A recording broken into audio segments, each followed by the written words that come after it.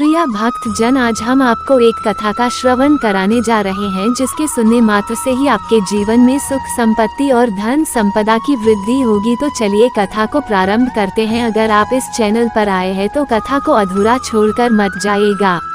संसार में 5 तरह के दुख हैं: धन, तन, मन, बुद्धि और अध्यात्म का दुख। आध्यात्मिक दुख है खुद को न जान पाना। आम आदमी जिंदगी को आध्यात्मिक नजर से नहीं देखता, इसलिए उसे इस दुख का पता नहीं होता।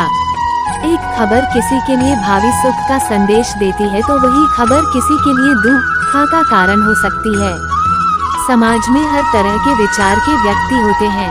कुछ पैसे की नजर से ही हर स्थिति, परिस्थिति और व्यक्तियों को देखते हैं। कुछ शारीरिक नजर से हर समय हर किसी को परखते हैं। कुछ लोग भावुकता के पलड़े में सबको तौलते हैं। बुद्धि से विचार करने वाले तो कम ही होते हैं और सबसे कम होते हैं अध्यात्म की नजर से संसार को देखने वाले।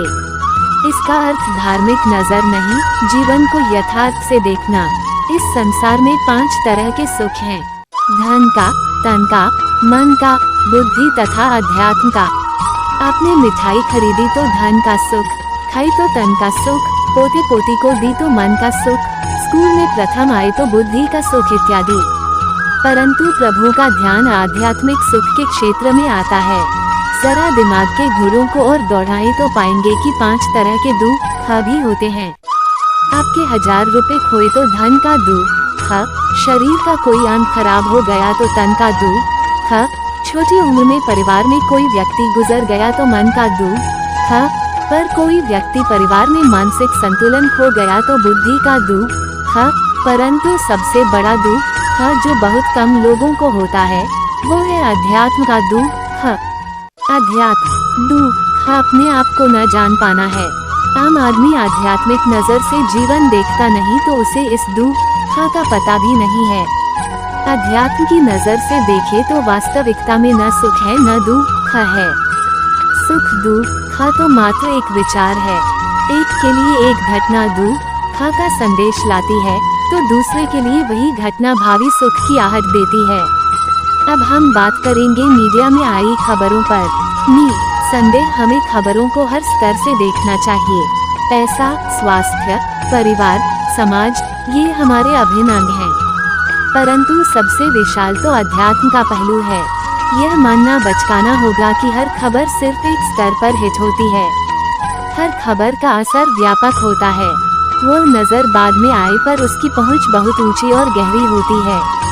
एक खबर दुखदाई मालूम पड़ती है, परंतु उससे अनेक लोगों को सुख मिलता होगा। और शायद एक खबर सुखदाई मालूम पड़ती हो लेकिन उससे अनेक लोगों के घर में दुख का माहौल हो जाता होगा। बात गहरी है, इसको जरा ध्यान से पढ़िएगा। हर खबर को साक्षी भाव से देखिए तो उतनी परेशानी नहीं होगी जितनी बनाई जाती है। उदाहरण के लिए शहर में डेंगू फैला, ये खबर दुखदाई महसूस होती है, परंतु इस घटना से कितने लोगों की जिंदगी बन जाएगी। बकरी का दूध, पपीता बेचने वालों की, डॉक्टरों की, लैब वालों की और उनके साथ अनेक लोगों की जबरदस्त कमाई हो जाएगी। अक्सर सोचता हूँ कि अंतिम संस्कार का सामान बेचने वाले के घर खुशी कब आती होगी। वो भी गले की आरती करता होगा तो कहता होगा कि सुख संपत्ति घर आवे। तब आएगी उसके घर में सुख संपत्ति। जब शहर में ज्यादा मृत्यु होंगी, इसलिए हर खबर को मात्र एक नजर से मत देखिए। सांसारिक खबर पर आध्यात्मिक नजर भी रखनी चाहिए।